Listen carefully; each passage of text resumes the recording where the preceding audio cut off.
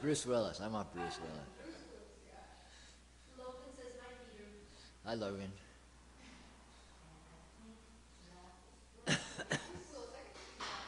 Bruce Willis. No, Bruce Willis. Totally. No, you know, he's a smart ass. You know. Brother Alpha says brother Peter. I don't know, boy. What state were you born in? Oops. I know. That's okay. I can hear that.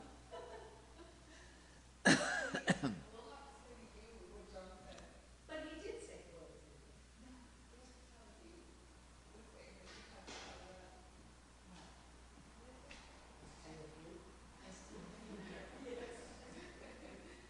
you can tell me it's here.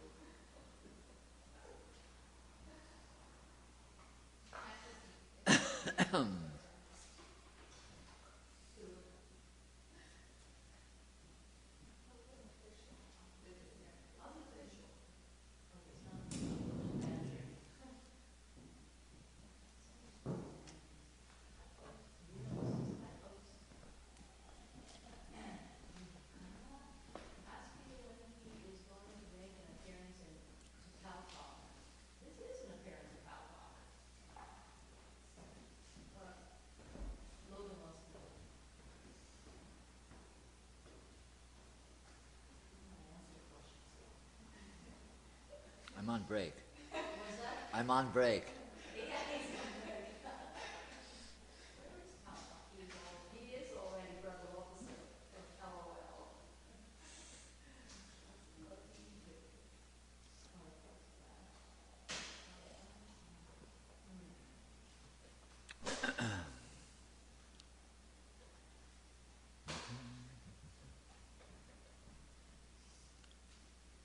You always sit in the back room, huh? Oh, you're on call.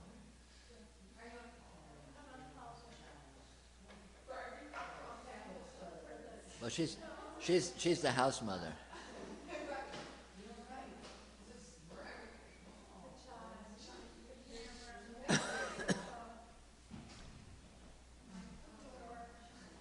You should have a big label that says staff, event staff.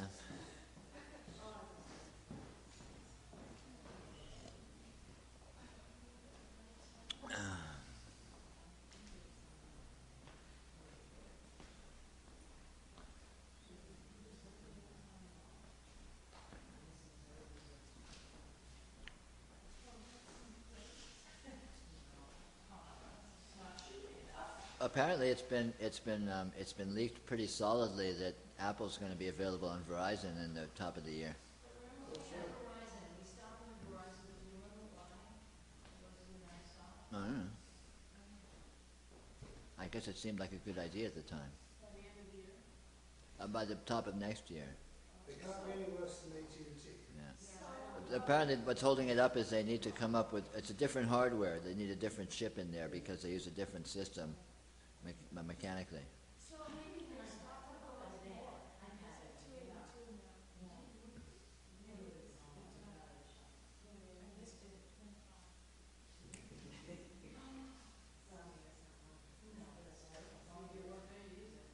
I think in the long haul, assuming the economy doesn't totally tank, Apple's probably a good bet. They seem to be pretty much knocking them out of the park.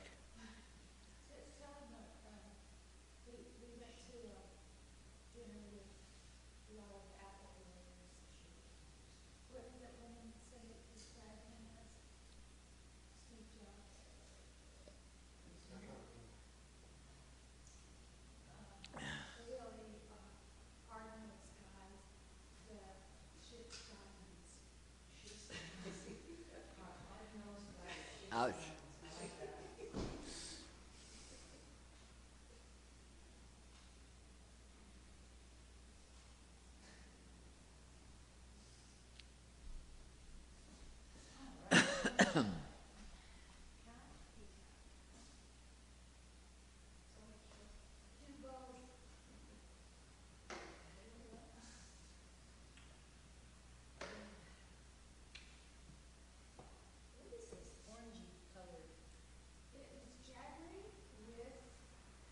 cardamom.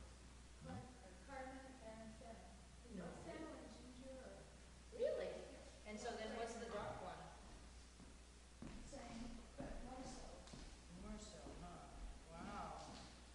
You know, where do you get this? Darn. Milan, Hmm? Milan. Oh no, the place down at the university. That's what I thought, was that far? It's a long ways to go for sugar. Yeah. Don't they sell it in this country?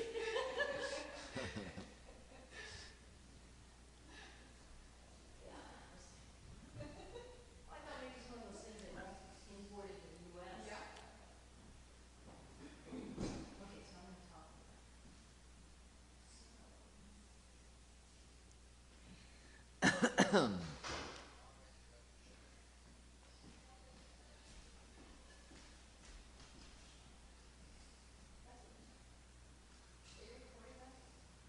I'm watching on Justin TV. Yeah, it's more important to watch it on the, Yeah. yeah, it's more, it's authentic. It's more authentic to watch it on your Apple. It's not on your phone. John Feld. John said, I want Susan.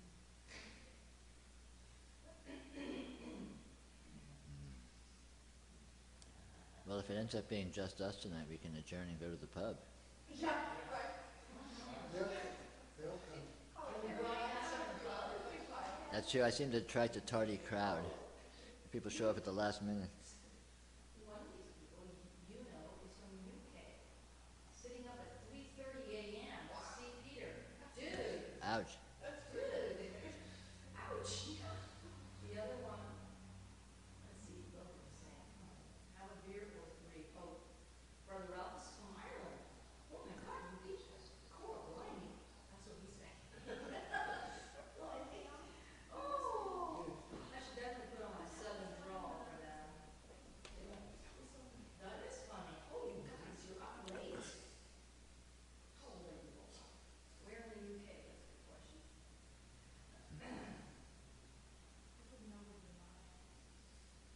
Well, I figured I may as well broadcast, have a little fun. Nottingham. So 7 Nice. o'clock for Peter. We'll fly in. No, I better not say that.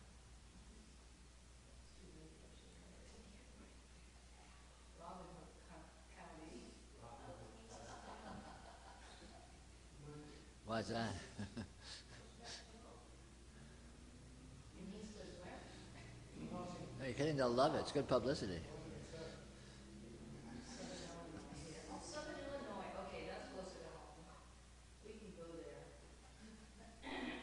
Oh, I don't know. I'd love to go to the UK. And where's the other one? Ireland. Oh, I want to go to Ireland someday. Yeah, let's do a UK tour. Let's do a UK tour. Let's get on the road. Pack up your raincoat and we'll do a UK tour. We have to pick a season to go. Southern Illinois. Logan. Logan. On the 4th to the yeah. Yeah. Here too.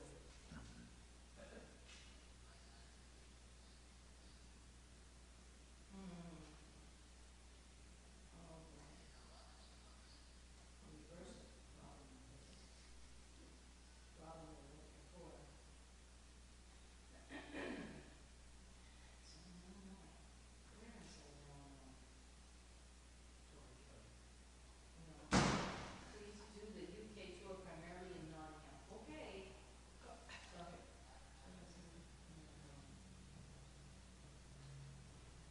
So Tell them if they can cover expenses, I'll be there. $5?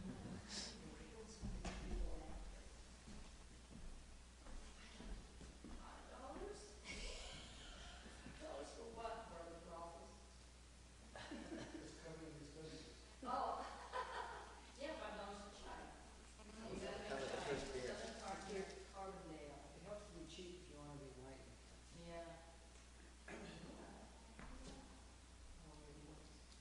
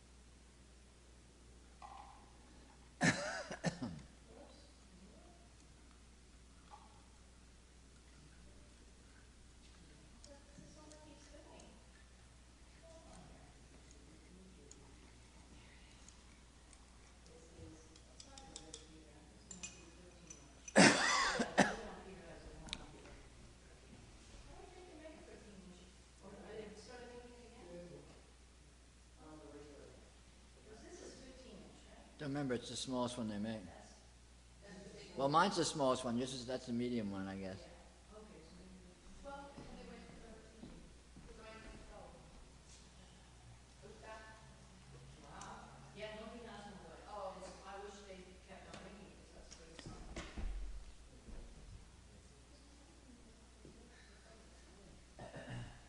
Almost there, when you can. Got to see Peter's butt.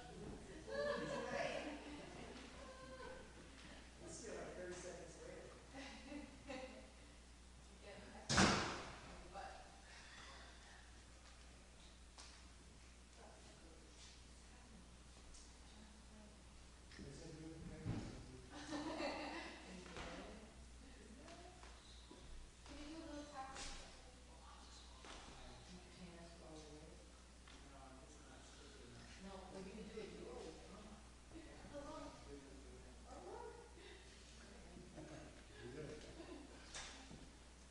Toast you in like. Oh, shit.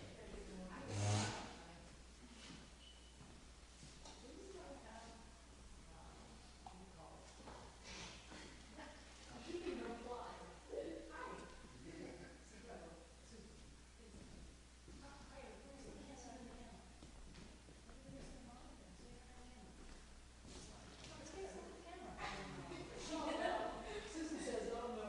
Oh no. I tell her, that was good. Yeah, really good stuff.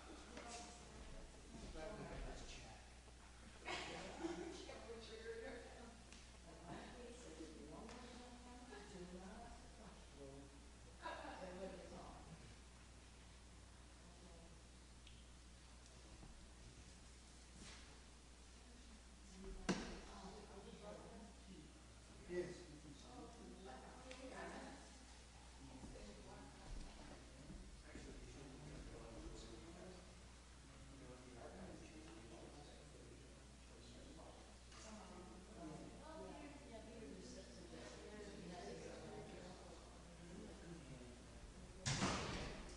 So how's everything?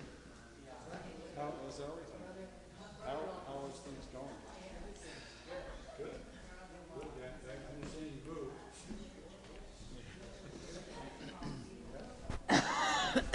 You like it better? I've been downtown. You seen Dick lately? It's on Monday night, yeah. He was here last Wednesday. He's been coming last little bit. Yeah, he'll probably be on. There's 26 new.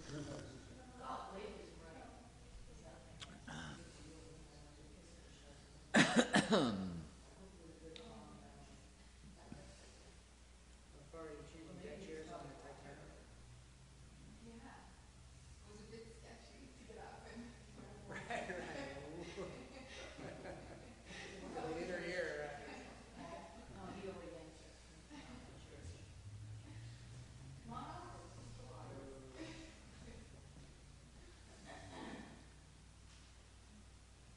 So we had a really hot day we had last week. As of that day, I had no one in front of me. It was so hot. Go. And at 8:12 a.m., I came in. Supposed to pick her up and pick her up some towel. Oh, down here. Yeah. And she lives right next to this grocery store, and there's a phone in the grocery store. And kid, father's been going, get out of the car, kids. Well, you know, real hot day. We're in air conditioning. Never, ever, never do that again. Why don't I go in this hot day? You know, I should be home in front of the thing. Drove home and then talked to her. It's not quite as thick as usual. I don't mean texturally. I just mean sort of flavor wise. I mean, it's quite good. It's always good. Reality's- There's no such thing as bad chai. You say reality's thinner tonight than usual? I'm about to talk about that in a few minutes, as a matter of fact. Wait till the camera's on.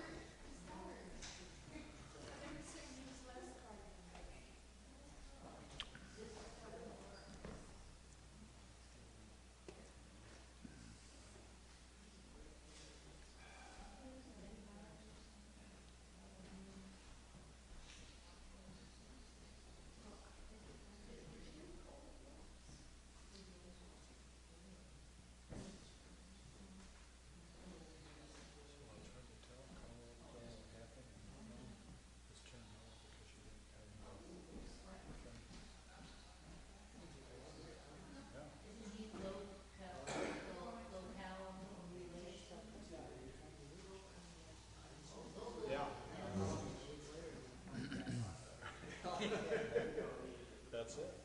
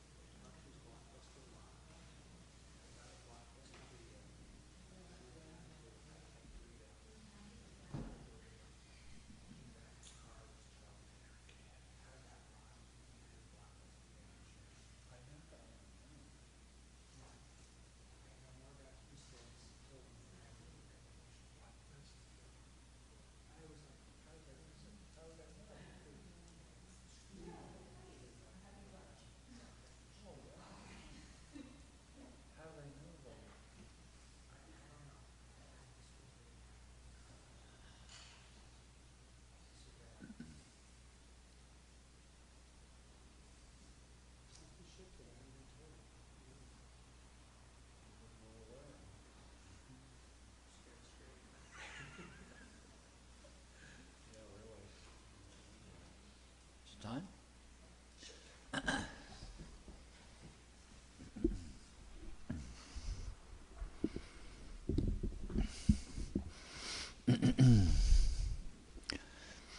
Good evening, everybody.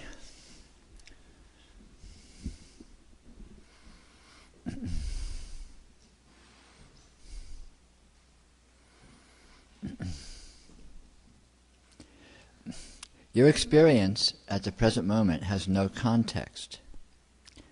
It may seem to have a context, it may seem to have familiarity based on your experience of a moment ago. And that experience may have seemed to have context of familiarity based upon the experience of the previous moment, and so on and so forth. But if you trace that back, if you go back till you're an infant or a newborn, where's the context come from? Okay, so you may have had some experience while you're in the womb that's of a certain character, but before your parents' genetic material met, what's the context? So any familiarity that this present moment seems to have, any sense of normalcy or dullness, or non-excitingness, or familiarity is a good way to put it, is really based on absolutely nothing. This moment,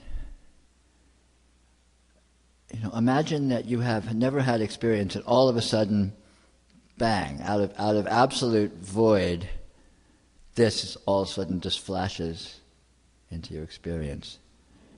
You don't know what anything is, you don't know what color is, you don't know what light is, you don't know what sound is, but bang, it's just here, and you have no idea at all what it actually is.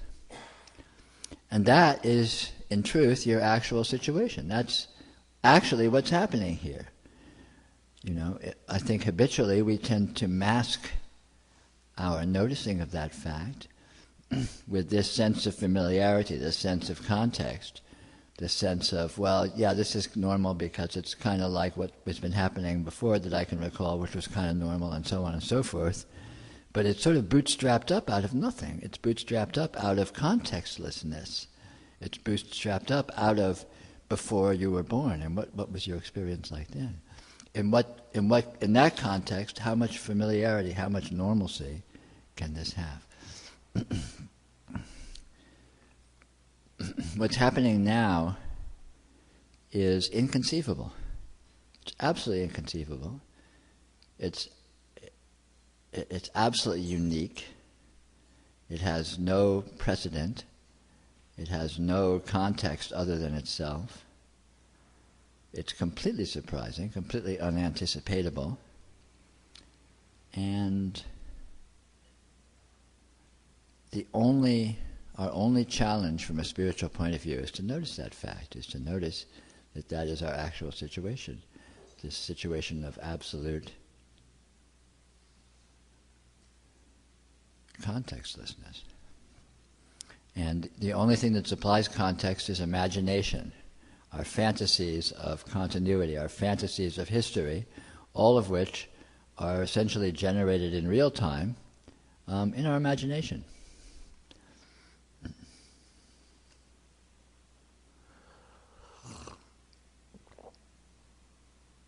And this fantasy of continuity, this fantasy of familiarity, is what we use to feel trapped. It's what we use to feel stuck. It's what we use to feel small. It's what we use to feel boring and dull. And all of these qualities, all of these apparent context is generated solely in fantasy, solely in imagination. Because in actual fact, how could there be dullness? How could there be normalcy? The circumstances of this moment have never happened before in any sense whatsoever. This moment is inventing itself in real time. What could possibly be more exciting than that? Be more surprising than that? Be more interesting than that? Be more groundless than that?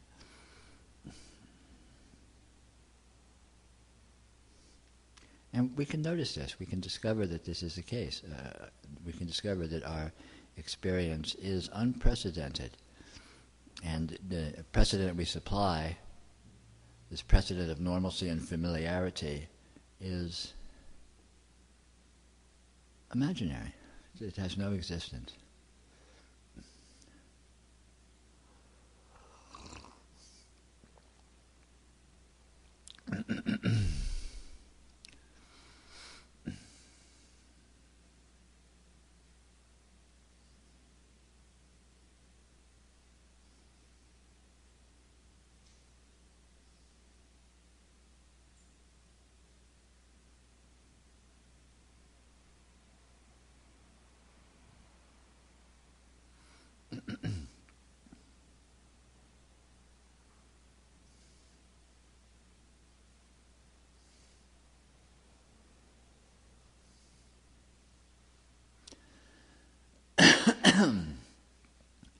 If anyone would like to discuss anything, we have a handheld microphone we pass around so people online can hear both sides of our discussion.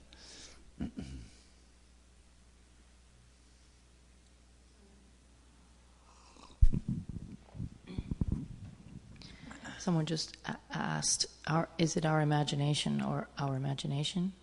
Sorry? From what you were just saying, they just asked, our imagination? Question mark. Our imagination, what?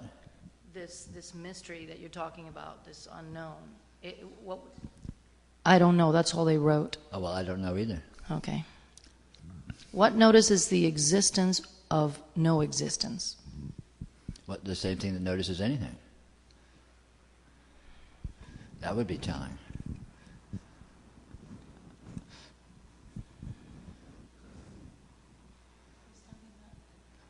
Right. I mean, the person on the, I don't know what they meant. Clouds blabber on and on when the moon's gone. Okay.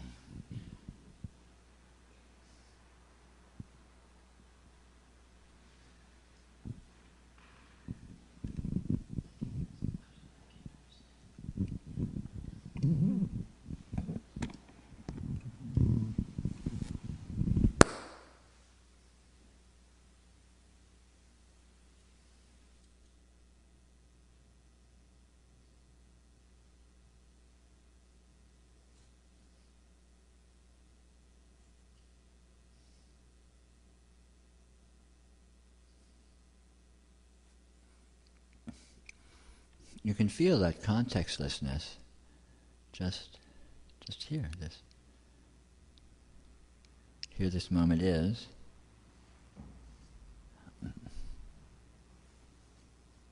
It's absolutely complete in itself. It's absolutely undefinable.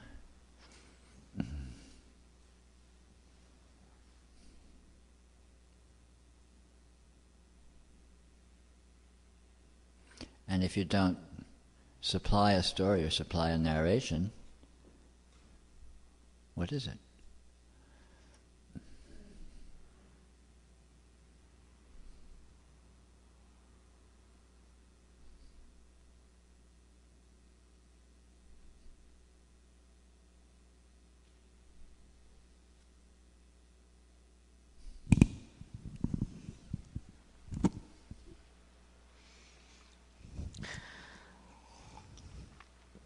I have a question. A question about noticing. John, can we pull the house down a bit? Thanks. Yeah. It seems that two things that I have observed about noticing. The non-verbal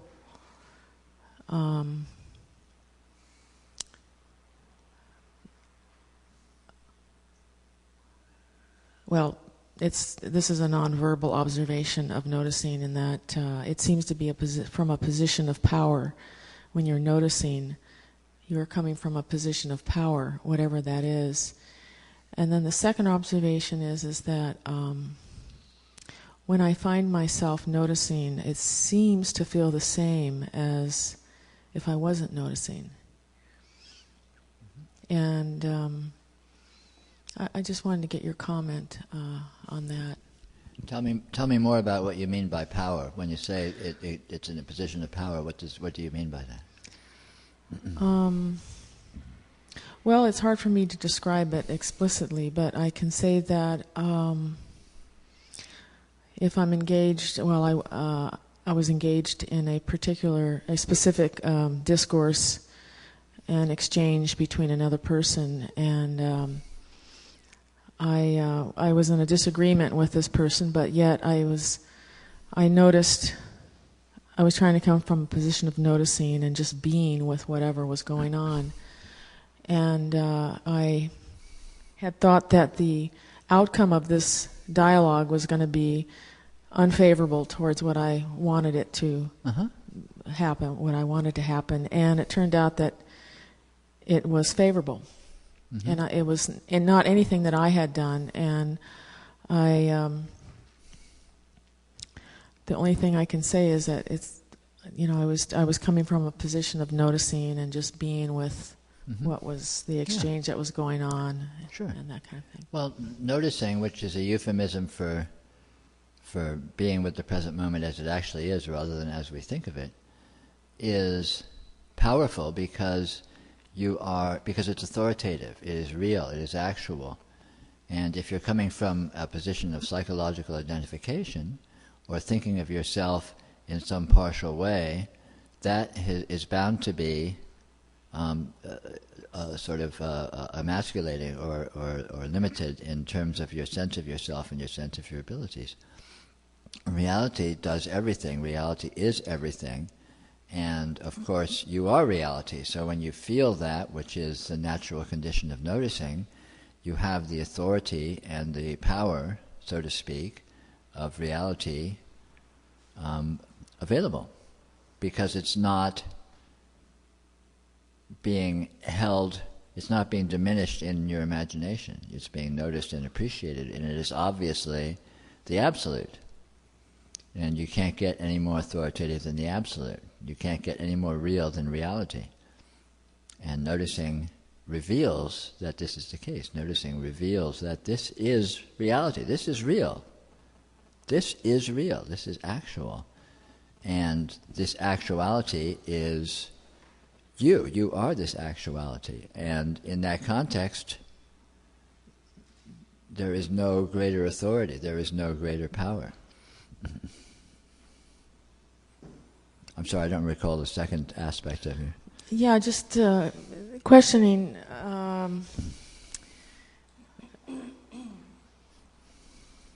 It doesn't seem, noticing doesn't seem to feel any different than right. if I was in. Well, it isn't, because reality is always reality, and every moment is always nothing but reality. Noticing is simply noticing that that is the case, but of course when you're not noticing that is the case, it still is the case.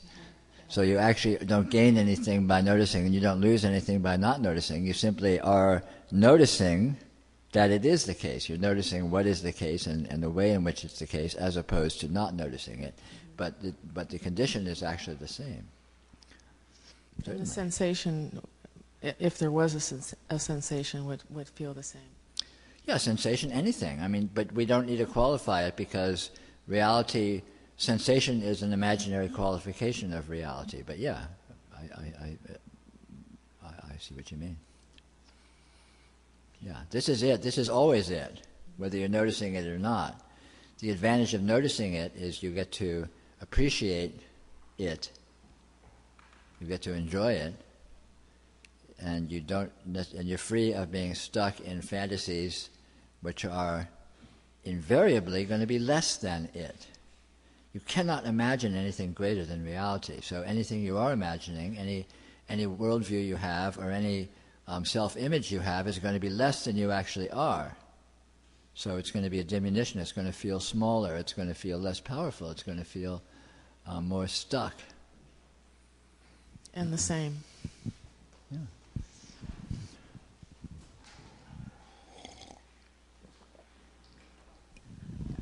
Okay. The question of the imagination has been clarified. It is said that we have an imagination. So who is this we that has the imagination? And further down is, who is there to have the power, Peter?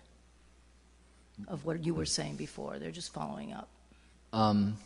There's no who. There's no who involved. Just because language implies a who and implies an ownership and an agency and all of that, doesn't mean it's the case.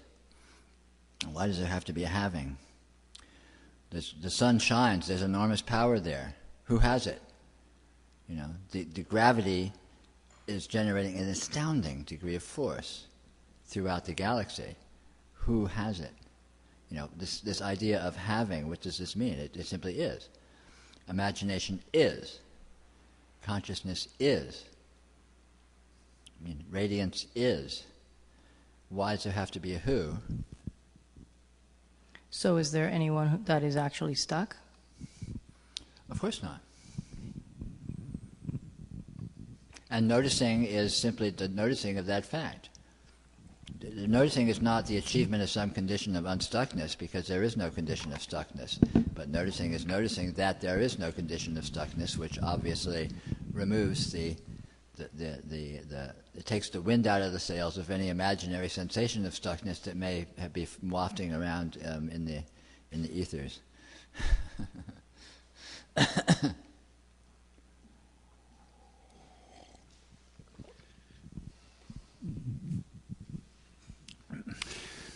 Well, I think this fits in with that last question a little bit. I used to be in this group where we were chanting, no one sing, only the seen. No one's what? No one sing. No Right. one sing, only the seen. Right. Does that make any sense to you? Sure. Okay, could you enlighten me? Well, does it make any sense to you? Only in a very slight sense. But isn't that the same thing you were just saying? A little? Yeah. Yeah. It's exactly Yeah. the same thing. Yeah, that's what I thought. Well, look right here. There is seeing, right? It just is. We can say that there is seeing, there is hearing, Right. there is thinking, there is feeling, there may be emoting. These things are simply there. Is anyone doing them? Is there anyone that can stop doing them? Is there anyone that can start doing them? Probably Is there not. anyone that can change it? Probably not. Can you stop seeing? Can you No. start seeing? No. So this idea of agency is a fantasy.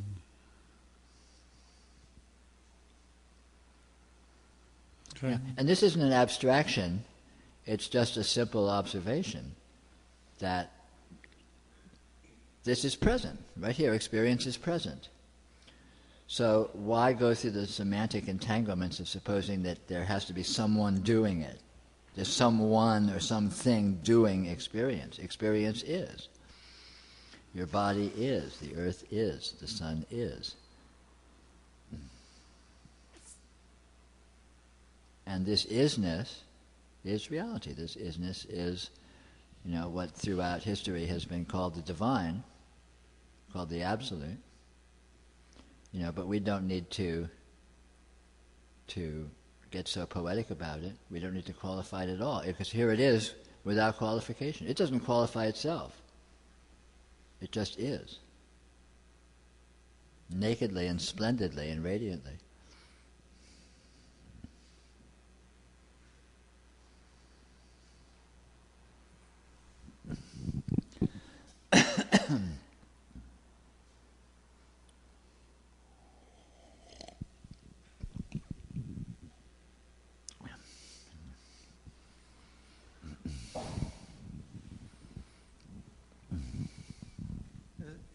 Okay. So, Peter, in the classical Pali texts of Buddhism, they talk about seeing impermanence in increasingly subtle ways. And I read an article by Jack Kornfield where at one point he was seeing like gazillions of things arising in each moment, very, very fine-tuned perception. My deepest experiences of being, from that point of view, it seemed a bit, impermanence and all of that seemed irrelevant. There was just being that was luminous and present, and the arising and passing of things, it was just part and parcel. But so with those types of insights of impermanence, would those be seen as stepping stones? Yes, certainly.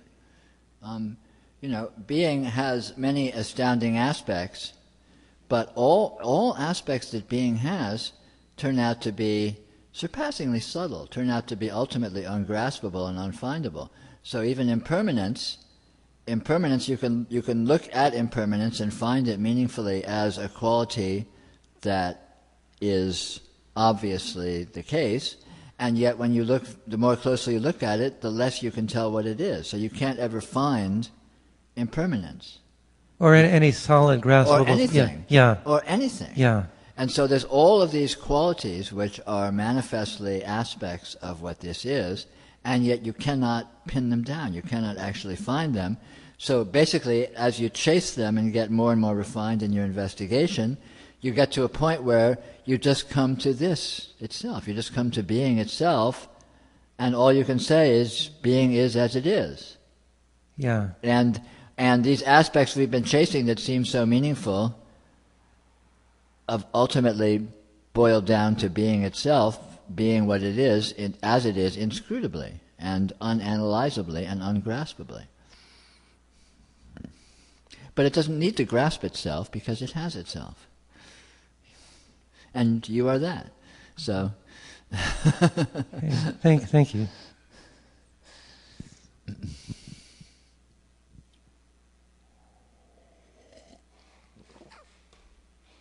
Well, it's very interesting, as we're hot on the chase of trying to figure this out and deconstruct it. There's all these different aspects we can look at, space and time and impermanence and consciousness and all of these things, and they're obviously meaningful categories with which to approach this, and yet as we develop in subtlety of really seeing what they are, they become more and more elusive as anything that's graspable, anything that's definable, anything that can really be found, which is also the Buddhist truth of emptiness, that as you go looking for anything, you ultimately don't find anything. There's no thing there. It's not like you find your investigation converges on some point that is a finality, that is a final condition that is findable and graspable and reachable. Your search opens and opens and opens and opens until what were you looking for? It opens into being itself. And this is a very interesting state of affairs when we're thinking of things as resolvable into some ultimate condition.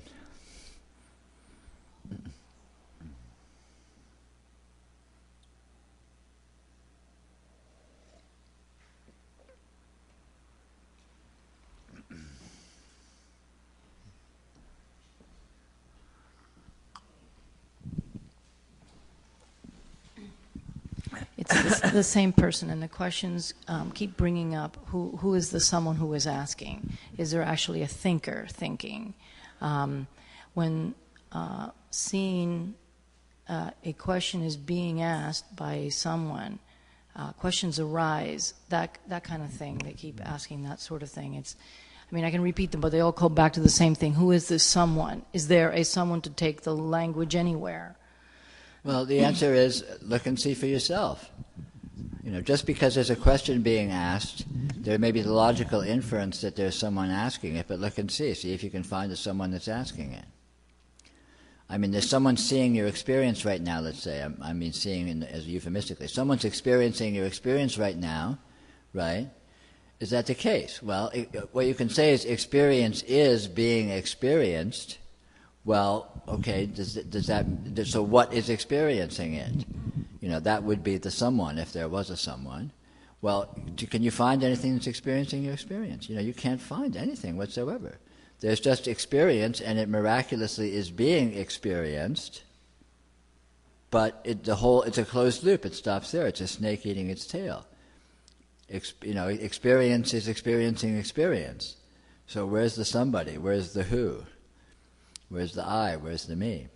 And this isn't some great mystical revelation. It's not like there's some I and we discover, oh my God, there's no I. This is fantastic. Just look and see. Try and find an I. Put your hand on the I. Grab an I. Grab a me. There's no me. There's experiencing.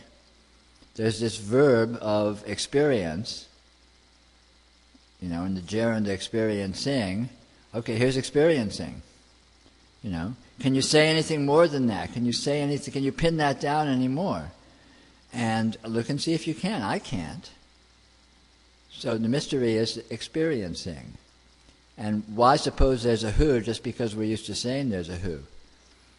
That's just an artifact of language. It's just a part of speech. That seems to be what, as they're saying, yes, so is there anything for a nothing to do?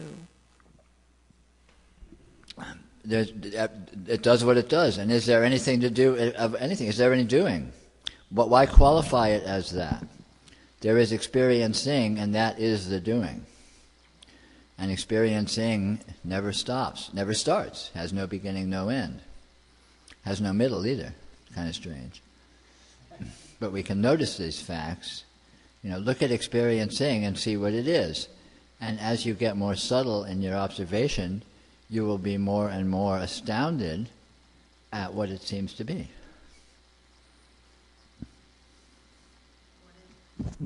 What is experiencing? Or I don't know if they mean what is experiencing or what is experiencing. Experiencing is experiencing.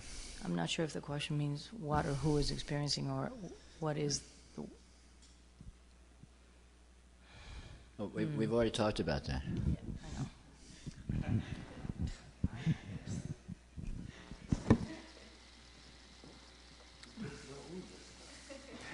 Oh yeah, let's go to the pub.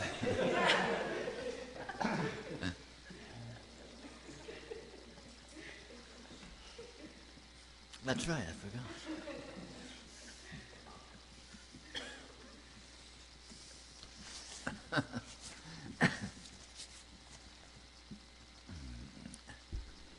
The spiritual path is very simple.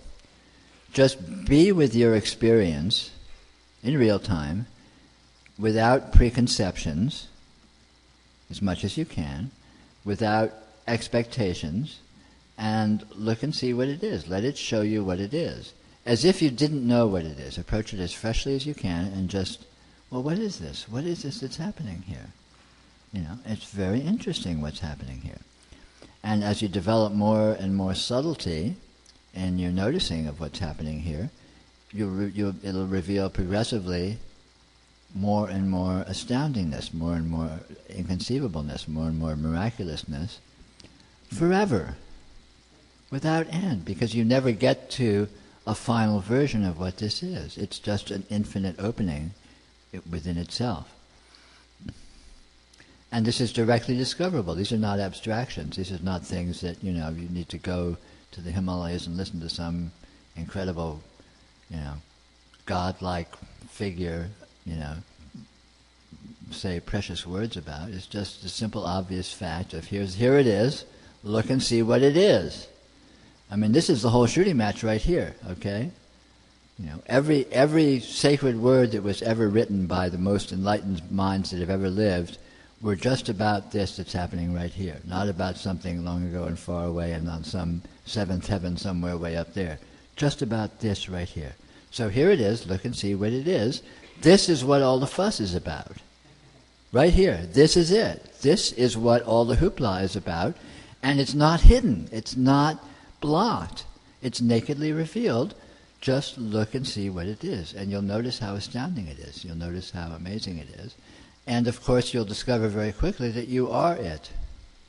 Everything is it, if there was an everything, so on and so forth. But anyway, here it is, have at it. That's the whole shooting match right there.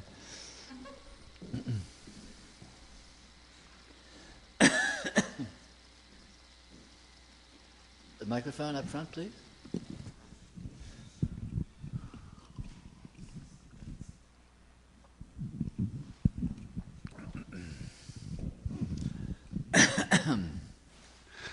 I know you've explained this again, but could you do it once more? Why are there no people? Why is there no person there? You said there was this person, quote unquote, driving through a city, quote unquote. What's wrong with that? There's nothing wrong with it. Yeah. There's as much people as there ever were. Yeah. I haven't taken them away. No. The only thing is, look and see exactly what you are referring to when you say a person. And again, what starts to sound like a very simple question turns out to be a very subtle question when you try and pin it down. If you're very vague and general about, you're a person. Yeah, it's a person. There's another person. People everywhere. But it's very vague, so we can be comfortable in that vagueness and stop there without challenging it or questioning it. But if you start to get more subtle and say, well, yeah, but what do I mean by a person? And as we look, we discover that the question is not so simple. And we look further, and we look further, and we look further, and ultimately we find what we will find when we look for anything. I mean, looking for a person is exactly like looking for matter, or looking for energy, or looking for consciousness. You know? They sound like simple questions, and you say, okay, great, I'm going to look for consciousness. Okay, cool, well, it's right here, so it's obviously this consciousness, right? So that's a no-brainer, so let me just go look and see what it is. It's here, so obviously I can find it. You know? But it turns out to be not so obvious when we begin to look. It turns out to be a subtle proposition, a subtle property of what? And this search broadens and broadens and broadens, and ultimately includes being itself. And when you try and find a person, the same thing happens. You find being itself. When you try and find matter, the same thing happens. You find being itself. When you try and find energy, the same thing happens. You find being itself. So it's not that there's no people. It's that people are the absolute. People are being. People are God. People are reality. It's not that there's no matter. It's that matter is the absolute. Matter is reality. It's the immensity of everything. Yeah. Nothing is separate from that. Nothing is separated from it. Everything is an expression of it. You go outside and you see a tree growing in the sidewalk, out of a little plot of earth in the sidewalk, right? And you say, that's a tree. Okay, but if you look at the tree is an outgrowth of the biosphere. Without the biosphere, there would be no tree. Okay? So when you look at the tree, you're actually looking at the biosphere. Just like when you look at a fingernail, the fingernail would not exist without the body. So when you look at a fingernail, you're looking at the body. When you look at the body would not exist without the biosphere. So when you look at the body, you're looking at the biosphere. So when you're looking at the fingernail, you're actually looking at the biosphere. The biosphere would not exist without the solar system. So when you look at the fingernail, you're looking at the solar system. You know, and you can obviously see where this is going, right? Yeah. So there are no parts that are separated from the whole. All partialities are outgrowths of the whole, and are arbitrarily designated outgrowths. Because where do you draw the line? You can talk about fingernails, you can talk about bodies, you can talk about biospheres, you can talk about solar systems, you can talk about galaxies, you can talk about groups of galaxies, you can talk about universes. Or if you want to get closer, you know, you don't want to talk about fingernails, let's talk about atoms. You know, how many atoms are in the fingernail? Well, so there's, you know, X thousand billion entities, and they're all just fingernail. But they're separate atoms. How can they just be fingernail? You know, there's thousands of fingernails. How could they just be biosphere? There's thousands of biospheres. How could they just be solar system or galaxy, right? All of these things. And so all the atoms are interacting with all the other atoms in the universe? Well, they're interacting, but they're actually one with their expressions of the same system. So they aren't. So it's calling them atoms as if they were separate things is silly. Just like talking about your molecules as if they're separate things. The molecules are outgrowths of the energy system that is you. Yeah. And you are an outgrowth of the energy system that is the earth. Okay. Yeah. So, you see what I mean? Mm-hmm. So we're drawing a line and saying, well, people exist as a separate category. Right. Or just like atoms, too, as a separate And atoms category. exist as a separate category, but molecules exist as a separate. So which one is separate? Which one is real? Which one is individual? Well, they're all, it's just it's arbitrary designation. It's taking a field and arbitrarily designating a small portion of it and say, okay, this size of a space we'll call an entity. You know, right, but you can zoom in and zoom out, and you still find entities anyway. You find systems that are operational that have a degree of internal integrity, like molecules, atoms, living beings, biospheres, planets, solar systems, all of these things, and they all are viable functional systems, and you can say, oh, I found an entity. The solar system is an entity. Okay, no argument. Yeah. You know, Yeah. an atom's an entity. Okay, no argument. A human being's an entity. Right. Okay, no the Milky argument. Way is an entity. But we're arbitrarily designating, you know, partial aspects of a vast field that is all essentially an outgrowth of itself. Right, yeah. No, I got that. This guy, I was reading this book last night, and he was doing a pilgrimage in Bodhi Gaya, and he was talking about the tree that the Buddha was enlightened under. And he said, however, this whole area was jungle for 1,000 years. So how do they know that this particular tree is the one that he got enlightened under?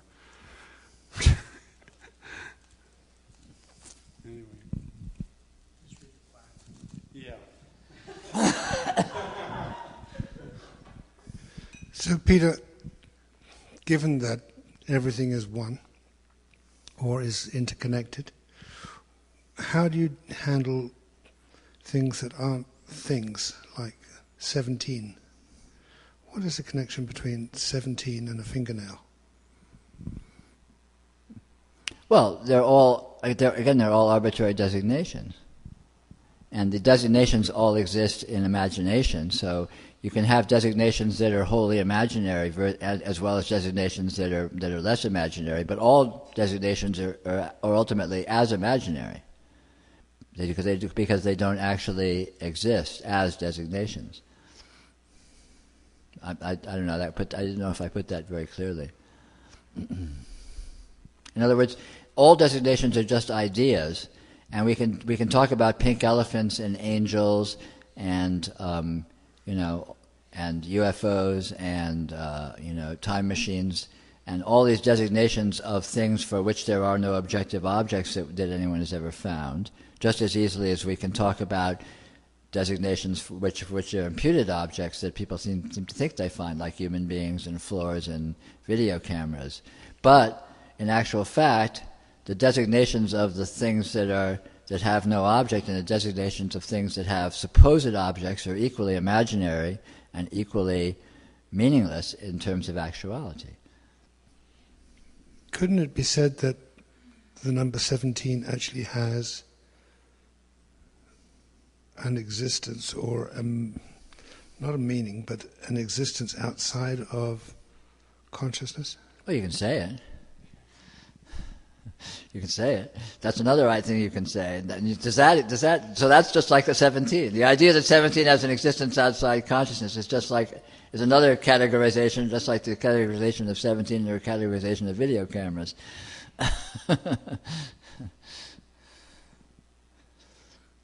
The point is, the real fundamental point. Okay, here it is. Here it is. All right. At last. This is the biggie. What this is completely, entirely other than and different than it has ever been said to be. So anything you say about it is equally, completely wrong. So in that sense, there are as much no such thing as in actuality as video cameras as there are the number 17 and as there are time machines and angels dancing on the heads of pins. They're all equally non-existent because what is existent in no way corresponds in actuality to what these designations would imply ought to be found there. It's not. What can be found here is not like anything that anyone has ever thought, anyone has ever said. This is different than anything but itself. And all of these designations don't actually apply. They're all misses. They're all complete misses. I see that completely, but Well, of course you do. Getting back to 17, Yeah. it has no implied anything. Right. It's not even a concept. Well, It's an absolute. Well, I don't know. I don't think that's true. It's a concept. It exists in the number theory. If you don't have some kind of number theory, then 17 doesn't exist, or it's just a meaningless sound. So number theory is a conceptual, worldview, Okay, an imaginary framework. And then your question of whether numbers actually apply in any sense to the real world is another aspect of number theory, and so on. And you're just opening a can of worms. Yeah, and I can it's see all how very you can bring interesting. it back to thought. Yeah, sure. But ultimately, all thoughts are equal in the sense that they don't actually refer to anything other than themselves. But again, all thoughts are expressions of the totality, so in that sense, all thoughts have a one-to-one relationship with reality, if you sort of trace them back. I'm sorry, that wasn't very clearly put. So there is no absolute. Yes. Except this. There's one absolute, Okay, and only that's- one yeah. absolute, and this is it. This is it. It's absolutely astounding. Yes. It is absolutely astounding, and that is a true statement. It's also the essence of noticing, that statement.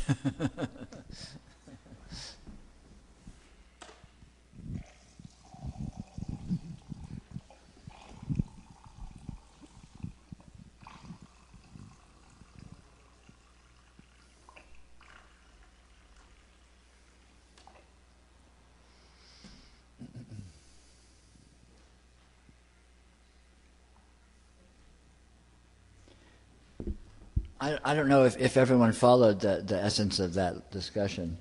That's another way to put that more concretely is, what is this? What is this?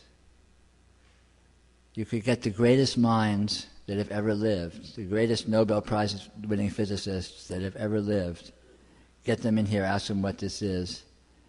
To a man and woman, of course, they would say, we don't know what it is. We can tell you a lot about it, but we don't know what it is. Okay? But it is what it is. This is real. Because this is this. And to see what this is, you have to go to this. As long as you're playing with spoons, you're never going to find this. This is not a spoon. But it is what it is, and it's right here, so you can see what it is. I don't know if that was much clearer, but maybe a little less abstract.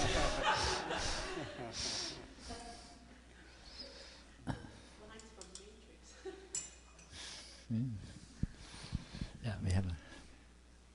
Oh, sorry. Sorry, I sort of short-circuited you there.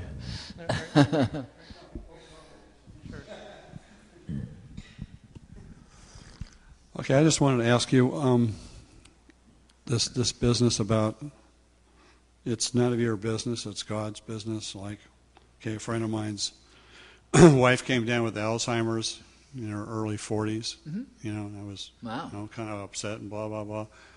But that thing goes through my head, it's none of your business, it's God's business. Let God worry about it. Mm-hmm. Could you? Well, it depends what you mean by business. Yeah. But, I guess probably the simplest way to approach that is whatever is doing something, it's their concern. So whatever causes Alzheimer's, it's their business.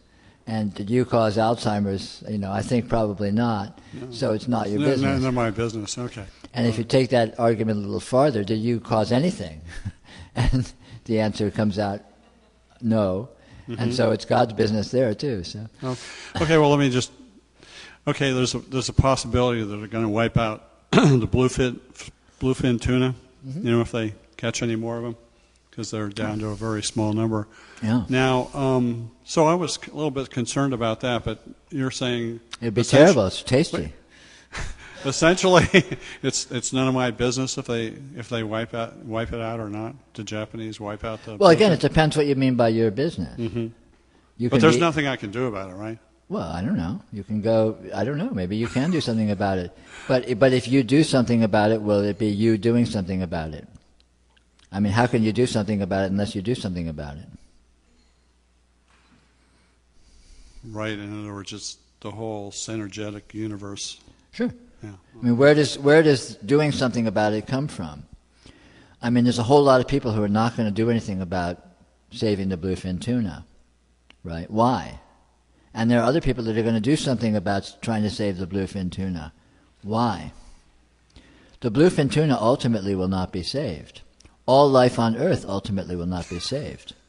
All life dies. The sun is going to go nova one day, and at that time life will be incinerated, at least as far as any material basis goes.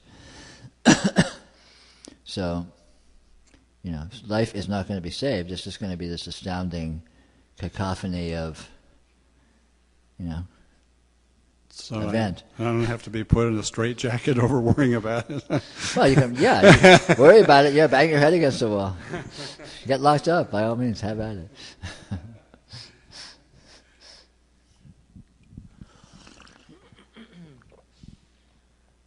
I was just reflecting that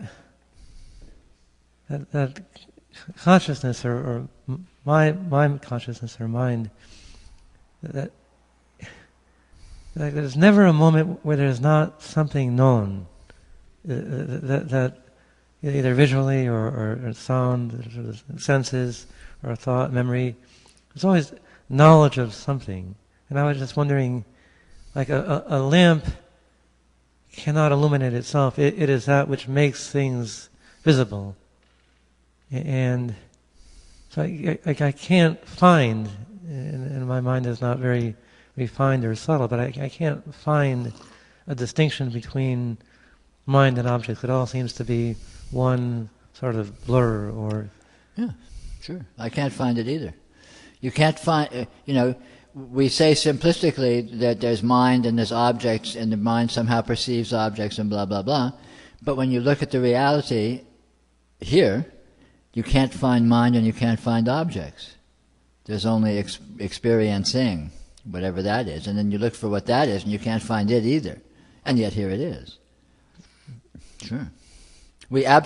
There's this fact of experiencing, and we abstract all of these qualities out of it. We abstract, there's experiencing, so maybe there's an experiencer or an experiencing principle. Or maybe there's some object being experienced, and maybe there's some relationship where the object is being somehow perceived by this experiencing agency and blah, blah, blah, this whole elaborate deconstruction.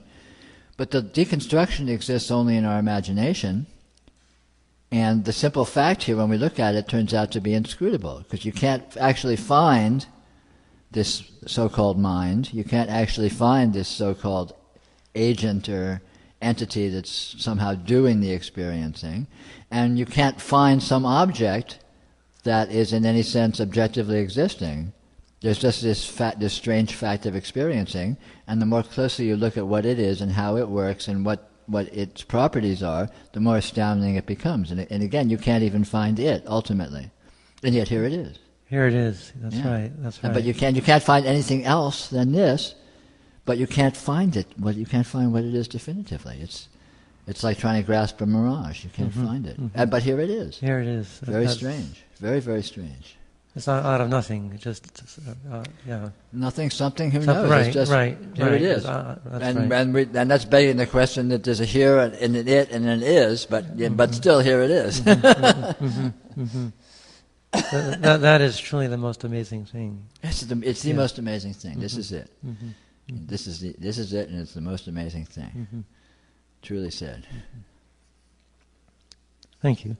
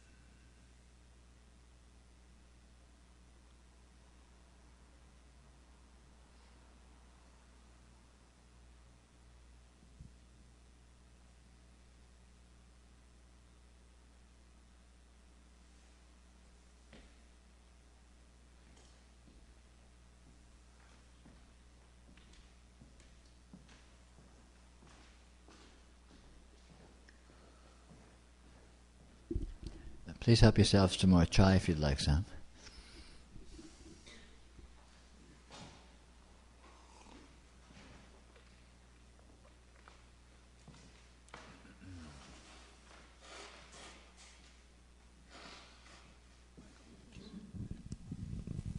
Hi, Peter.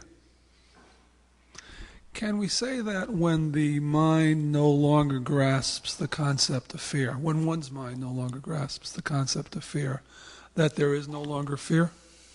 Certainly. Fear no longer exists for that one. Certainly. You know, when the mind no longer grasps any particular concept, that concept no longer exists.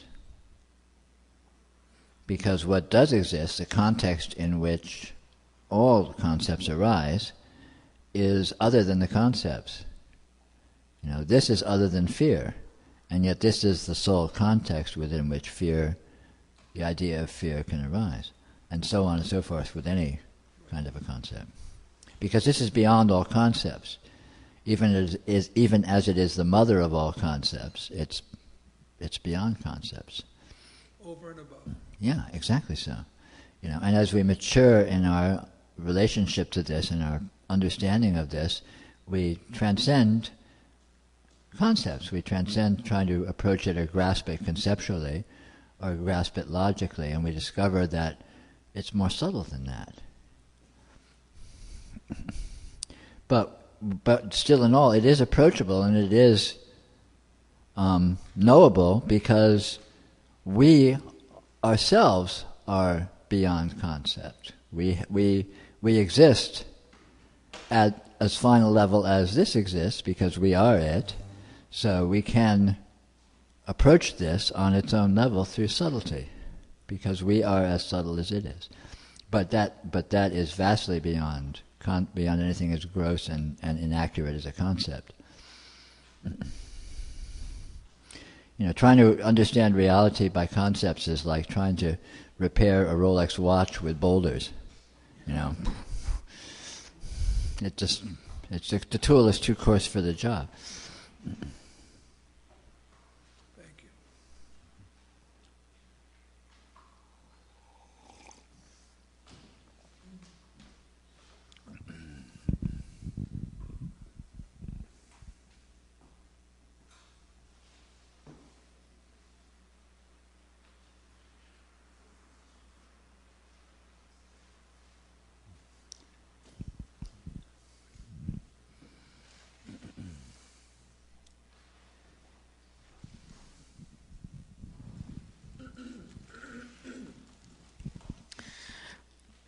You've mentioned that this is a mystery, and mystery has come up many times in our discourses. The question is, how can we say that this is a mystery when we can't describe what this is?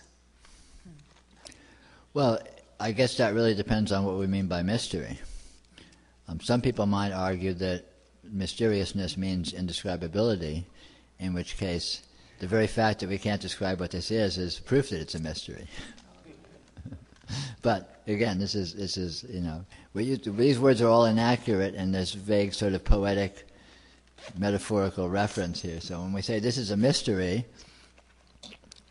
that the informational content really is there's no point trying to approach it by trying to grasp it specifically, because it's somehow beyond that. But again, as we were just talking about, we have the capacity to approach it beyond that because we are beyond that. We are beyond concept. We exist. Concepts exist at a very coarse level, and we exist at infinitely fine level. So we can approach this very directly because we are it. We can meet it on its own grounds, so to speak. And then the other question I had was about how reality will show you what it is, and I have a curiosity. What is the mechanism there, if there was a mechanism of how reality will reveal itself? The mechanism is reality itself. Here is reality, and it reveals itself. Its very nature is to reveal itself. What we call experience is reality revealing itself. So the experience then? Certainly. It doesn't seem to be too spectacular to me, the experience. Look more closely.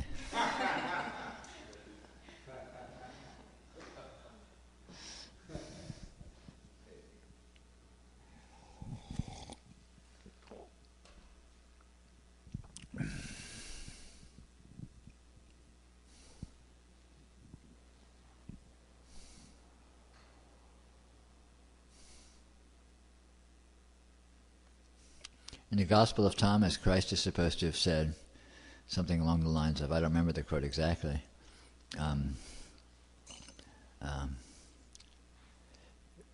you will seek and then you will find. When you find, you will become troubled.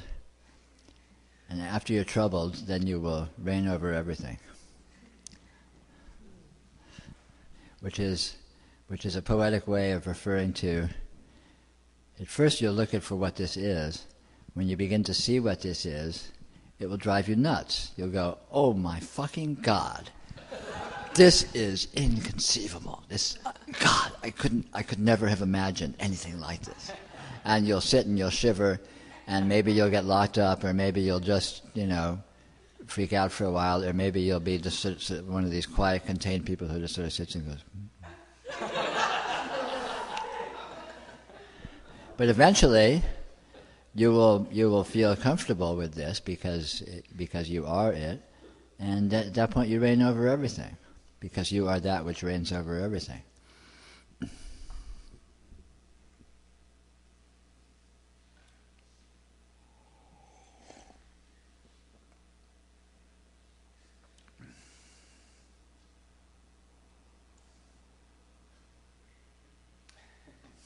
John, you like that one, eh? I like the idea of you read scriptures. I have no shame at all. I'll reinterpret anything.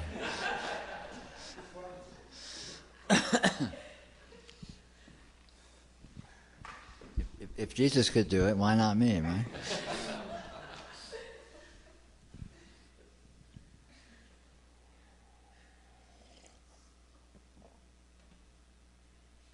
The Gospel of Thomas is mainly yogic instruction anyway, so it's quite appropriate.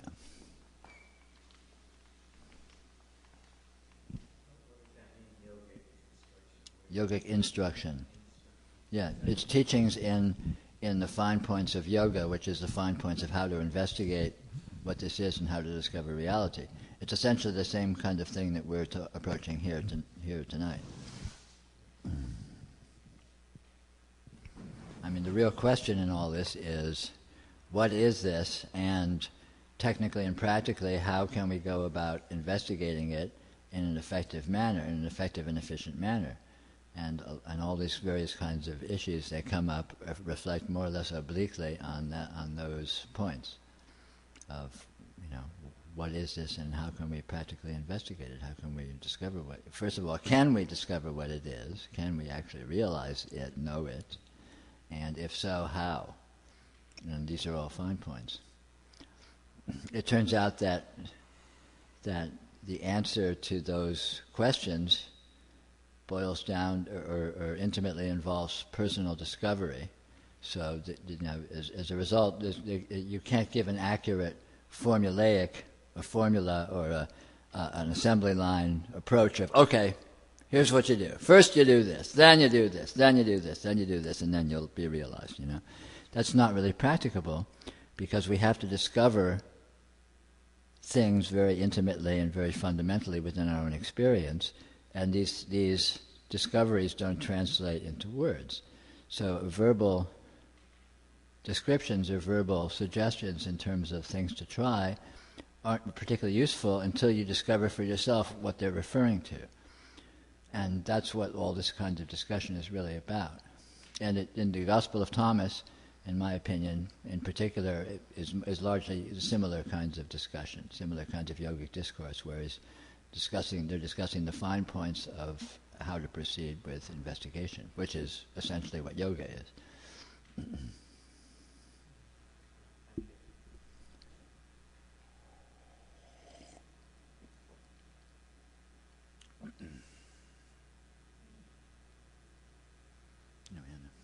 Is the mic floating around?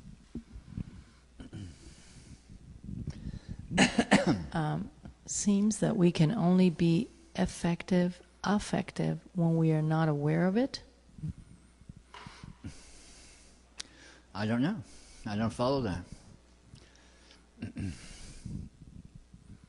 Effectiveness does itself, certainly. Whether it's aware, whether we're aware of it or not.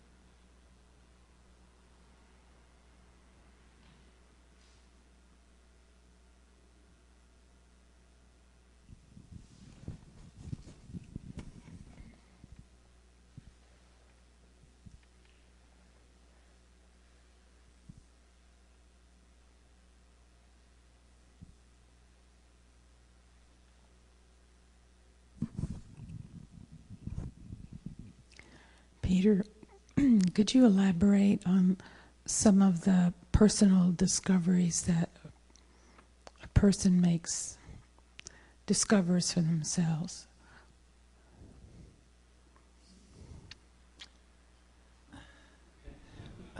Well, these discoveries are by their very nature, beyond a certain point, A, very personal, and B, not verbal or not amenable to discussion. So it's kind of tricky to do so. But,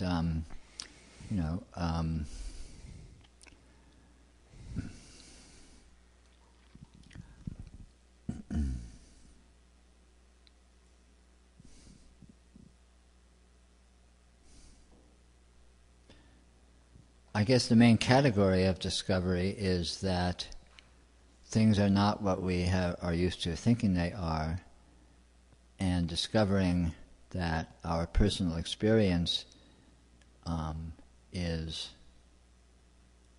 much more profound and much more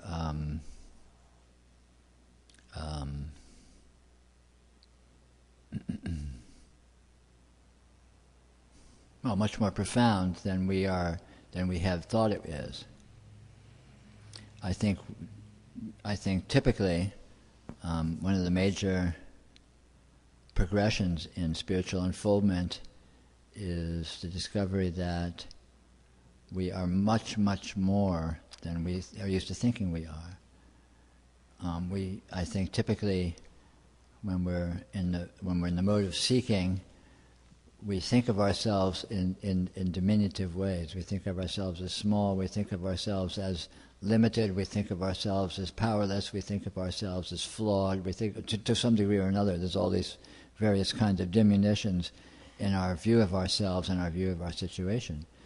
And the great revelation, whether it's the revelation or any types of revelations, is the discovery that that's not the case. The discovery that what this actually is, this immediate experience that's happening right here, right now, is much, much more profound than we're used to thinking that it is.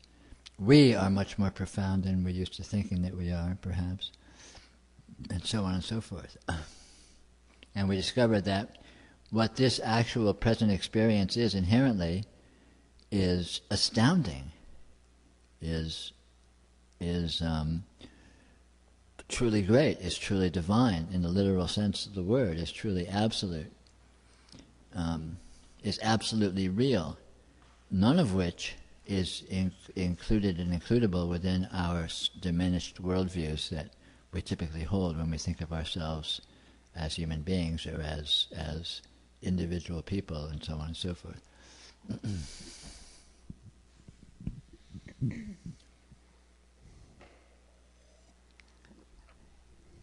Did that answer your question at all?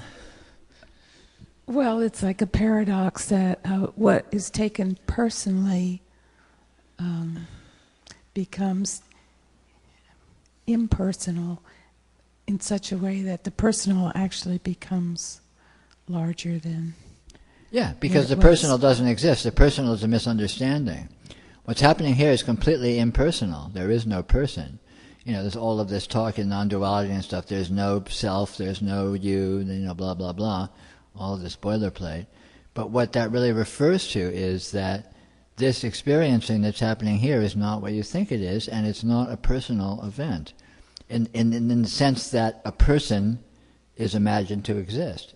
It is personal in the sense that you, the person, is one with the experience, which is one with the totality of reality, which is a pretty grand state of affairs. And we may not be aware of that because we're used to thinking of ourselves as small and limited and pathetic and flawed and sinners and blah, blah, blah, blah, blah. None of which, of course, is actually true. And so the revelation that it's not true could be said to be the revelation of impersonality, but in a profound sense, it's a revelation of absolute personality. You could say, what you are is the totality of reality. You can't get much grander than that. But it's also absolutely impersonal in any simplistic sense. The sun shines in you. The galaxy exists in you. The human race exists in you. The Hillside Club exists in you. I exist in you. This is literally true. But it's counter to our ignorant understanding of things when we think of ourselves as this little separate, pathetic human being with our limitations and our flaws and our shortcomings and our failings and our stupidity and blah, blah, blah, blah, blah, and our horrible history and our stuckness and our short lifespan and all of that. None of that is actually true. And so the revelation consists of the progressive or maybe final discovery that that's the case, that it's not true. We discover what we really are, and we discover what this really is. And that discovery is made right here, because this is what is discovered. It's not some grandiose thing that's discovered somewhere in the Himalayas. It's just the discovery of what this actually is. And the only thing that prevents us or inhibits us from seeing what this actually is our ideas that we already think we know what it is. We already think we know who we are. We think we know what this is. And these thoughts are much, much smaller than the reality. What this actually is inconceivably grand, in the true sense of the word. And it's so grand, it's a grandness that is absolutely beyond any thought whatsoever. It's much grander than any thought you could have. So you can't think how grand it is. So we think these thoughts about what we are and all of this stuff, and these thoughts are little puny things, and we are not little and we are not puny in actuality. And this is what the revelation consists of, the discovery that that is the case.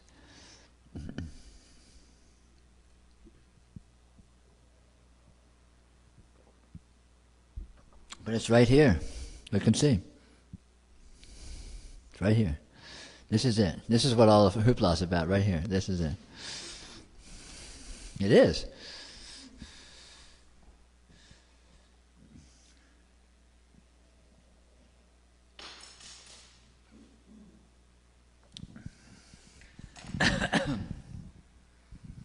So when you say this, is what you mean consciousness? I mean this that is here. This that is. Look and see what is. It won't be something you can put a word on, but it's not. Look at what's concrete. Look at what is undeniably existent. That's this. Here, I'll give you a hint. This. But that's in my consciousness. Huh? That's in my consciousness. It's is not, it? Yeah, everything's okay. consciousness. Okay, cool. If it's in your consciousness, what relationship does it bear to your consciousness? Is your consciousness over here and it's over here? No, everything's in the bubble. Everything's in the bubble. So is the consciousness in the bubble or outside the bubble? Consciousness is the bubble. Okay, and how about what's inside the bubble? Is it in the bubble or is it the bubble? It's probably both. Okay, good. Then that's this. Yes. The bubble, in that case, this is the bubble. Right. Can you find anything whatsoever outside the bubble? No, nothing. Cool, then that's this. So that answers your I just question wanted very to succinctly. Yeah, I just wanted to confirm that. Yeah. I got it. You got it. This is the bubble. Bubble wisdom. Bubble wisdom for bubbleheads.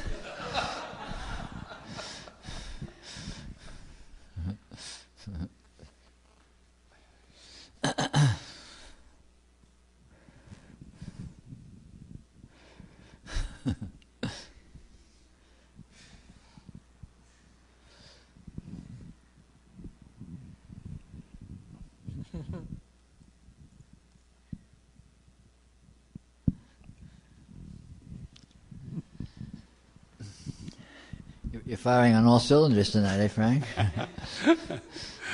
Okay. I understand that you sitting there are in me. Yeah. Yeah, I got that. Yeah. But I don't get the one where they say the whole universe is in you. Find something outside of you. Something outside of me. Suppose you look up in the sky and you see the Andromeda Galaxy. Mm-hmm. Where is that experience? Well, that's in me. Okay, cool. So the Andromeda Galaxy is in you. Yeah. Okay. Go up and hijack the Hubble telescope and use it to find all the other galaxies. Where are they? Okay, they're in me. All right. Okay. So all the galaxies are in you. Okay. So where are you going to find some whole universe that is not?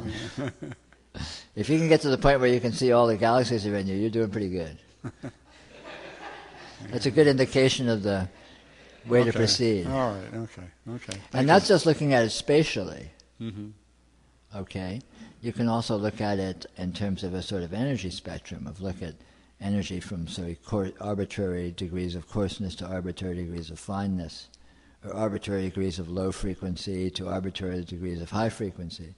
And the same thing, you look and you say, well, okay, where is this? Is it in me or not? And the answer will be, it's in me. And it's not that it's in you in the sense that there's some you that's bigger, but it is you. It's not other than you. Because it's all one. Yeah, it's all one. It's a field, and all expressions of the field occur within the field, and the perceiving of the field occurs within the field, and the only thing that exists is the field, and you are that. So it's very simple, really. Okay. You are the field, and all phenomena is the field. So. And it can be the Buddha field or anything. Yeah, it doesn't matter what you call it. That's just hanging names on it. That's just a cultural thing. Mm-hmm. Mm-hmm. You know. Yeah. Have you got anything to say about this?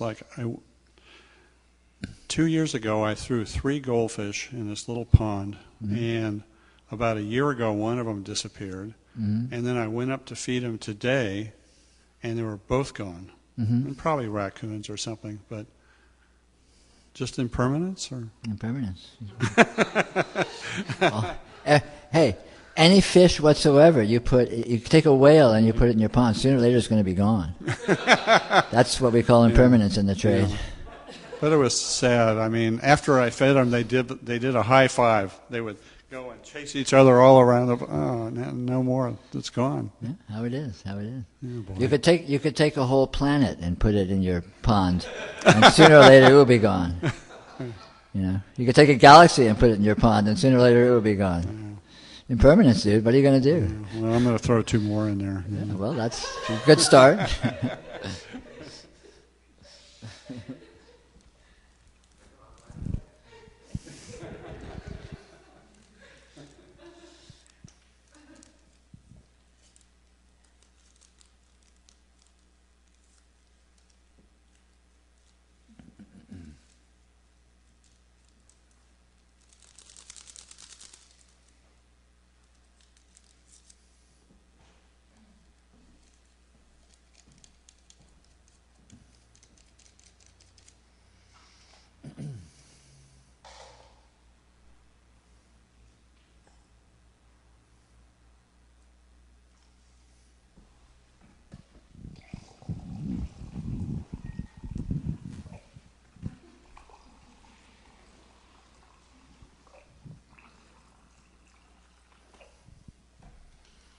Hi.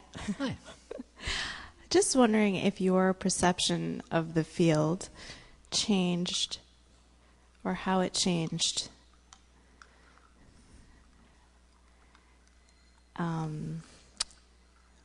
when you realized what is.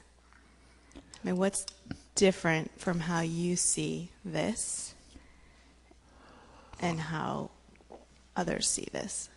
Well, in actuality, it's not different at all. Right. But there's one sense in which it could be said to be different, which is that I am aware of what my experience is. And previously, my experience was the same as it is now, but I wasn't really aware of it. In other words, I guess a rather succinct way to put it would be to say that I experience infinity now. I experience infinity absolutely in all aspects of the field, so to speak. And before I was experiencing infinity, but I wasn't aware of it. I kind of censored it or was blocking it out and seeing it in terms of finite qualities. and I was more or less ignoring vast portions of the infinity as being sort of noise in the system or background noise or distraction or spacing out or whatever. But now I see that in actual fact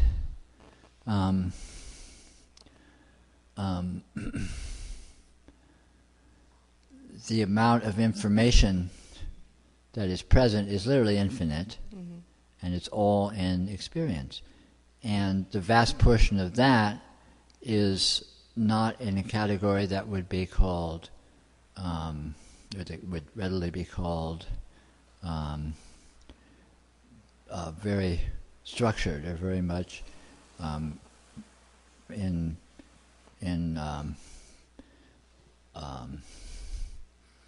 simplistic kind of form.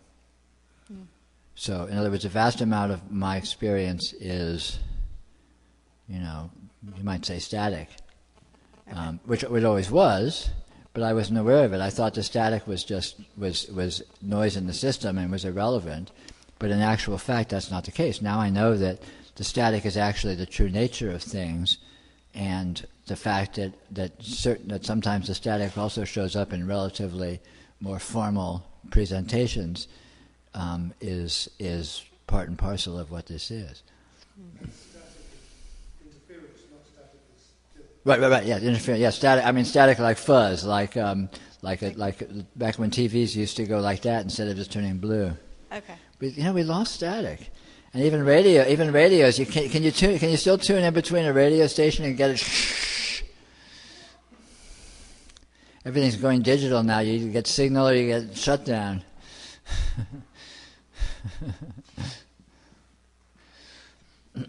So, do you think that can be overstimulating? I mean, it's overstimulating if you try to capture it in a human logical context. Right. But that's the fallacy. That's the mistake. Is to try. You cannot capture the universe and reality as it is. You can't capture God in terms of human logic. It cannot be done. But all of this overwhelmingness is absolutely of the essence, is absolutely profoundly real, true, the true information, literally the radiance of the divine. And but ultimately when we come to see it, we discover we are it, and so we lose the urge to collapse it down to human form and human logic, and we let go of that, and we just rest in this radiance. And the fact that it's vast and inconceivable and illogical is just part and parcel of what it is, so it's irrelevant. It's human arrogance to expect to try to make sense of everything. And yet everything makes profound sense when you see it in its true context. This inconceivable chaotic radiance is profoundly integral with itself. It's profoundly meaningful in every aspect.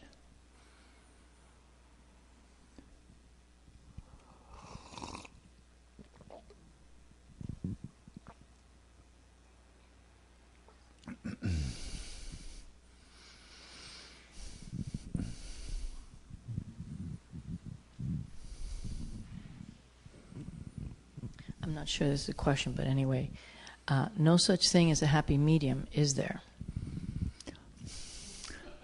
It's a joke.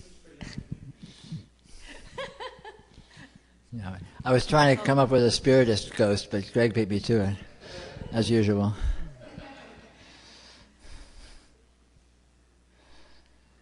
Peter, along the lines of what you just said, the term Mahamudra, I mean, I as I recall, means the great symbol or the great seal. Mm-hmm. And I remember reading one interpretation of that. It means things are a symbol of themselves. They're not representing anything other than what they are. So every moment is a symbol, as it were, of itself. Exactly so. Or you could call it the great yantra. The great mandala, I mean, if you look at it in Buddhist terms, This is the very nature of the revelation of the Sambhogakaya. Sambhogakaya is the absolute integral mandala of all energies whatsoever, which is the Mahamudra. So essentially, Mahamudra means initiation into Sambhogakaya, in technical terms. Would Dzogchen mean the same, pretty Yeah. much? Yeah.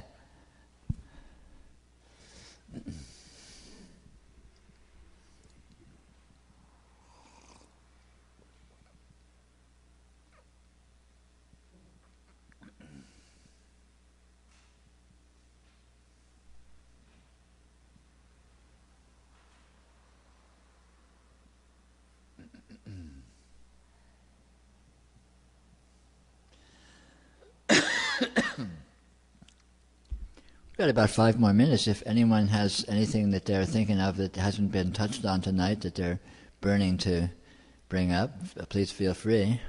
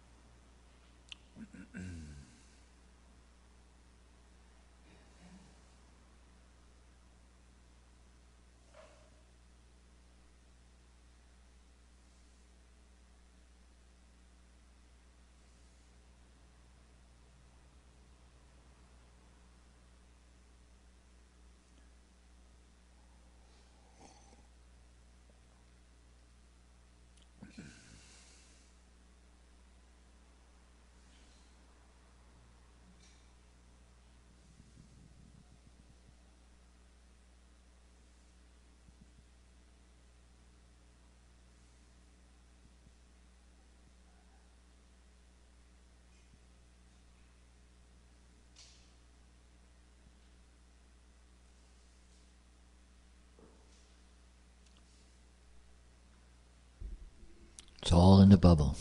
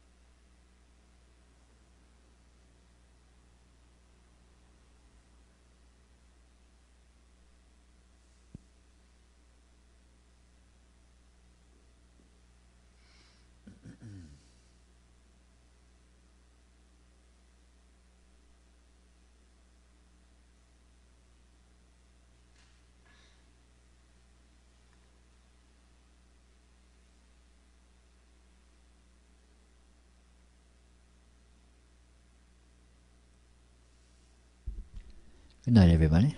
Thanks for coming.